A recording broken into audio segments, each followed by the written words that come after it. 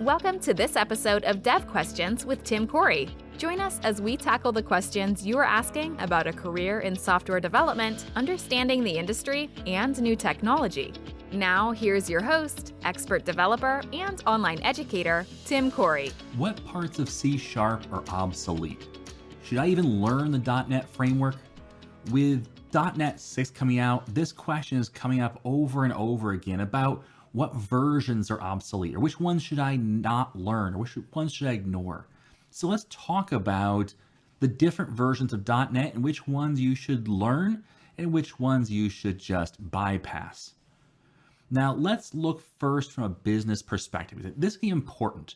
When you are learning C#, when you're growing in C#, when you're improving your C#, most likely it's because you want a job. Now, some people don't want a job. They just want a hobby. They want to do something for themselves, or they're just, having fun. And that's fine. And this might not apply as much to you, but it's still good to know these things. So for the people who are looking to get a job, you've got to think from a business perspective about programming. Because when you are learning programming, the thought is the latest and greatest stuff, the coolest stuff, the stuff that you really find the most fun in. And with .NET 6 right around the corner, this is a great time to be thinking about the latest and greatest stuff and the new stuff that's coming and the cutting edge. But that's not what business thinks about. A typical business, let's talk about not a business that's starting today, not a startup, not a business that's been around for less than a year, but a traditional business is going to be one that probably has a number of years into .NET, maybe 10 plus.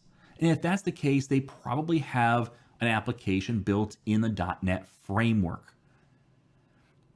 At the time, that was cutting edge when they started out, but 10 years later, a million plus lines of code, many millions of lines possibly of code, that's not an easy ship to turn. That's not something where you say, okay, we're going to take a weekend and upgrade from .NET Framework to .NET Core. It's not that easy, even though that upgrade process is pretty clean for such a major upgrade process. It's still not something that a business just undertakes on a whim. It may take months or even years to upgrade to a .NET Core 3.1 or .NET 6. So are they going to do that? It's a hard sell. And I have this conversation with people a lot. I had a conversation this week about it where a person was saying, I really want to sell the idea of upgrading, but it's going to be a 6-month process. And the end result is, from a user perspective, the same exact application. There's nothing seems to have changed, no new features. It just took 6 months of time to do nothing. And that's not really an easy sell to a boss. And, hey boss, I want to spend hundreds of thousands of dollars of man hours and push off all of our other projects in order to stay in the same place. Not a great sell. Now, there are ways you can sell that, but that's why businesses don't run on the latest software. They don't run on the cutting edge. It takes a lot of time, a lot of money, and the end result is they don't see much of a difference. Now, again, there's performance improvements for sure, huge ones, just by moving from .NET Framework to .NET Core, or from moving from .NET Core, let's say 2.1 to 3.1, 3.1 to 5, 5 to 6. There's always improvements, always happening. So performance-wise, you're going to see an improvement, but again, that's a more invisible thing. Unless you're the one watching the server statistics, or unless you are hitting the upper edge of a hard barrier, like a server's total processing power, you're probably not going to notice it as the end user. So with that, knowing that businesses aren't moving quickly, they aren't going to just turn on a dime, they're not going to just upgrade for the sake of upgrading. When it comes to looking at the versions of software that you're going to need to know going into those businesses, it's a pretty wide range. And really, as I see, there's about 9 different versions you should be paying attention to primarily. Now, when I say paying attention to, that does not mean you have to spend all of your time there. in 9 different versions. But you should be able to move into those versions and not have a lot of brush up time, okay? So essentially, when you come across tutorials in these older versions, don't shy away from them. Maybe just focus on a few, and I'll talk about a few to focus on, but the 9 different versions there's 4 in .NET Core. That'd be .NET Core 2.1, .NET Core 3.1, .NET 5, and .NET 6. Now, .NET 5 is going to fall off the radar after probably a year or so, because .NET 6 is coming out just around the corner, and once it does, that's the long-term supported version. Thus, .NET 5 will probably fall off since it's not the LTS version. But for right now, there's those 4 .NET Core versions. But there's also 5, at least 5, maybe 6 versions of a .NET framework to also know about. And that is, the one that's a maybe is .NET Framework 3.5. It's a very old version, but it is one that there's still major projects in. But then .NET 4 for sure, .NET 4.5, .NET 4.6, .NET 4.7, and .NET 4.8. The latest version of .NET Framework is .NET Framework 4.8. So that's the one that'll be installed on Windows 11. So when you get your cutting edge machine, that's still going to have .NET Framework 4.8 on it. And there's a key point here to remember that Microsoft is still fully supporting .NET Framework. That does not mean they are putting new upgrades out to it. That does not mean they're going to be adding new features or changing how things work or bringing the latest features from .NET 6 into .NET Framework at all. They're not doing that. But they are still supporting the operation, the running, the helping you if you have a problem with .NET Framework. So that's still being supported, will be supported for a very long time, which means that as a business, you don't have as much incentive to move off of .NET Framework because it's still supported and will be supported for a very long time. So again, there's some major versions you're going to have to know about. Now, which versions should you pay most attention to? Well, the cutting edge is always good. Knowing the cutting edge, because if you do get into a startup, if you are asked to create a new project today, .NET 6 is the way to go. So .NET 6 is the thing to know going forward as the cutting edge. That's definitely one to know. Also, though, know .NET Core 3.1. If you know that, you know the rest of .NET Core, essentially. You'll be able to handle most things .NET Core. But then also know the .NET Framework. What version .NET Framework isn't as important if you do 4 or 4.5, 4.6, 4.8. Not as important because there's not a ton of movement there that will cause problems if you have to back up. You'll learn a few things that you have to lose.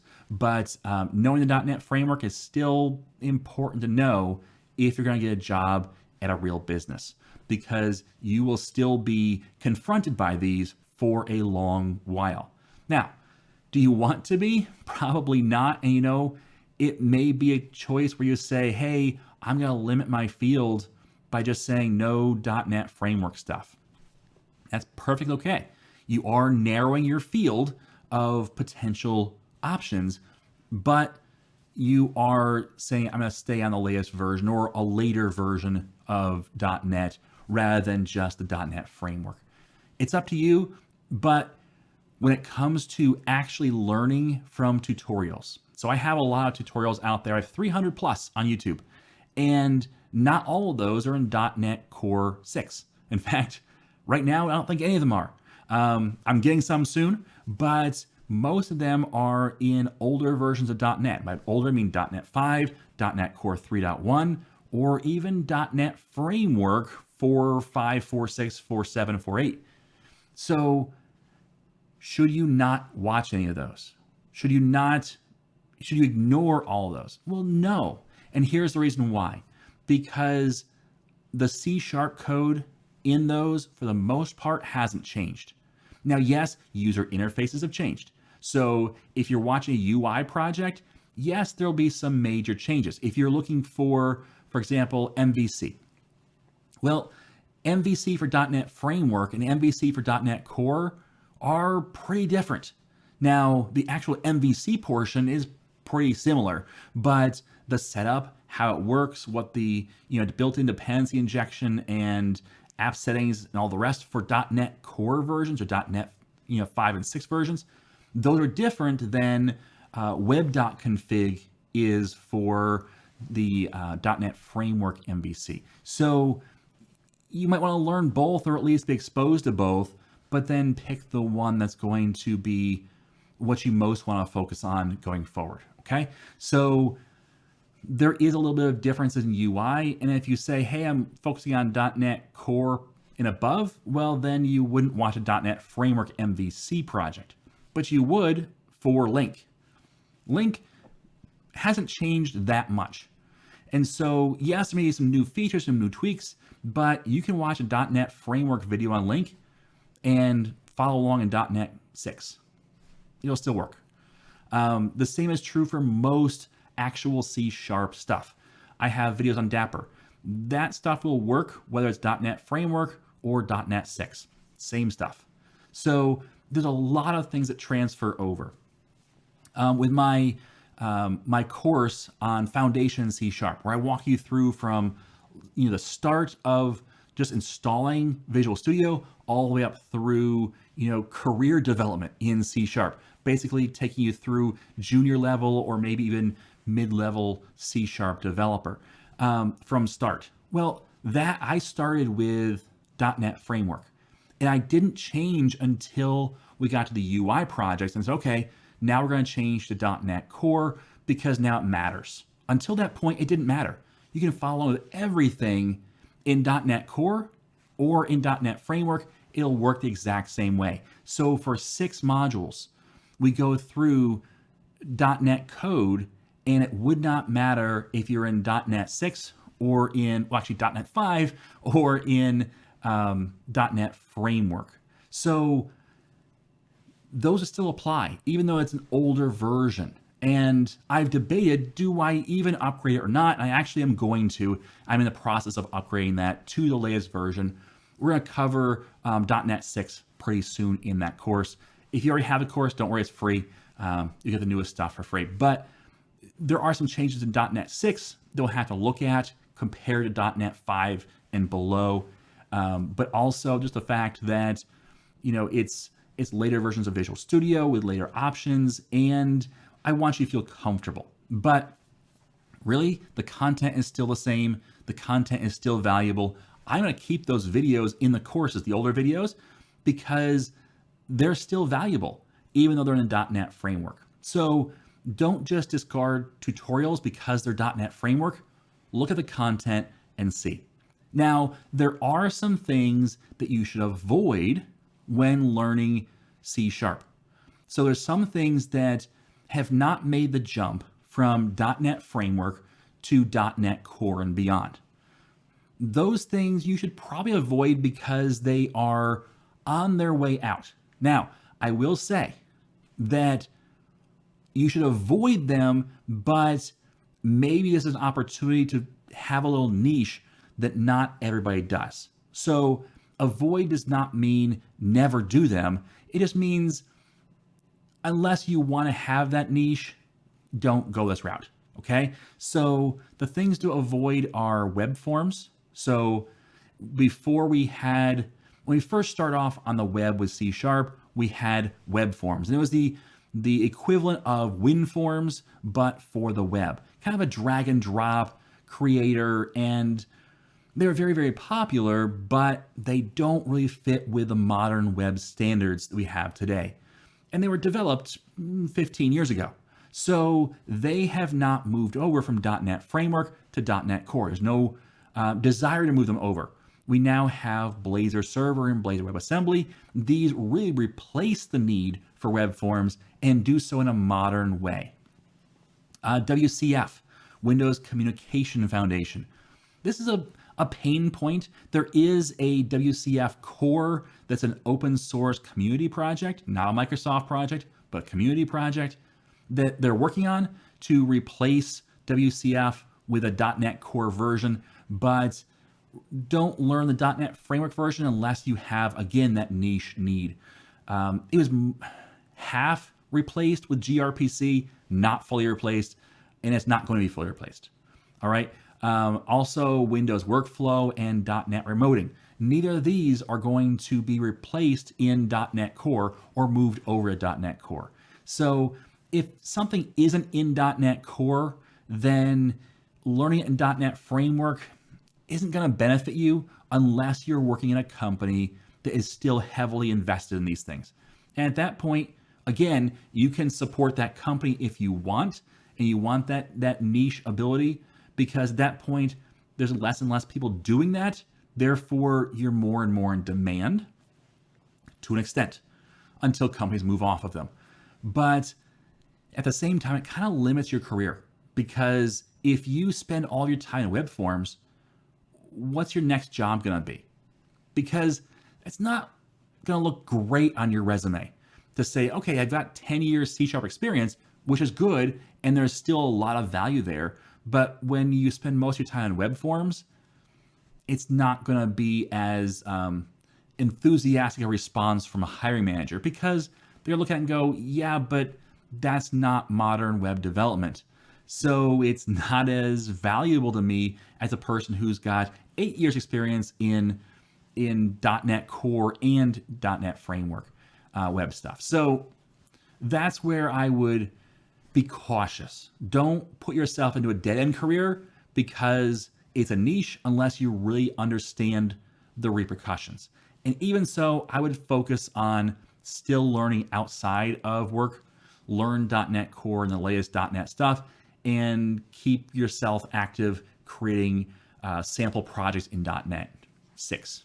Okay, so there's definitely things to learn. You can definitely learn across the board in .NET. There are some things to avoid, those 4 product types. Also, the idea of avoiding focusing too much on a UI project type that is .NET Framework.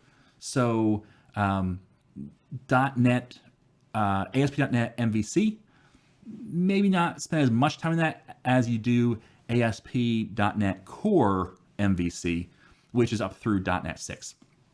So that's my thought. Now, if you're starting a new project, okay, so if you're starting today on a new project, even though it's not quite out yet, start in .NET 6. Start in .NET 6 right now. Don't start in an older version unless there's an absolute need to do so. Always start your projects in the absolute latest version.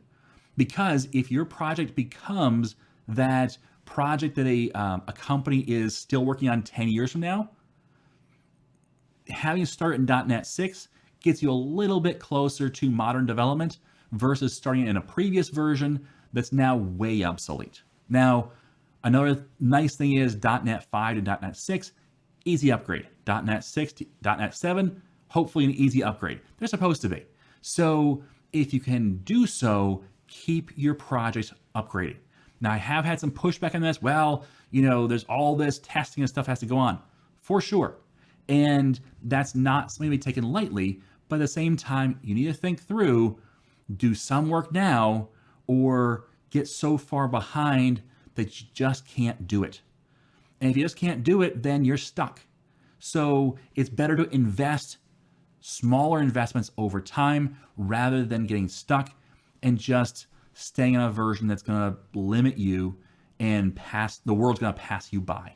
All right. So that's my thoughts on what's obsolete and what's not in C#, what you should learn and what you should avoid. Thanks for listening to this week's episode of Dev Questions. If you have a question about being a developer, being a C# developer, check out the previous episodes. This is both a podcast and a YouTube video series. So check out both. And if you have any questions, you can also go to devquestions.com and check out where you can find this as a podcast, or go to my YouTube channel and look for the Dev Questions playlist. Have a great day. And as always, I am Tim Corey.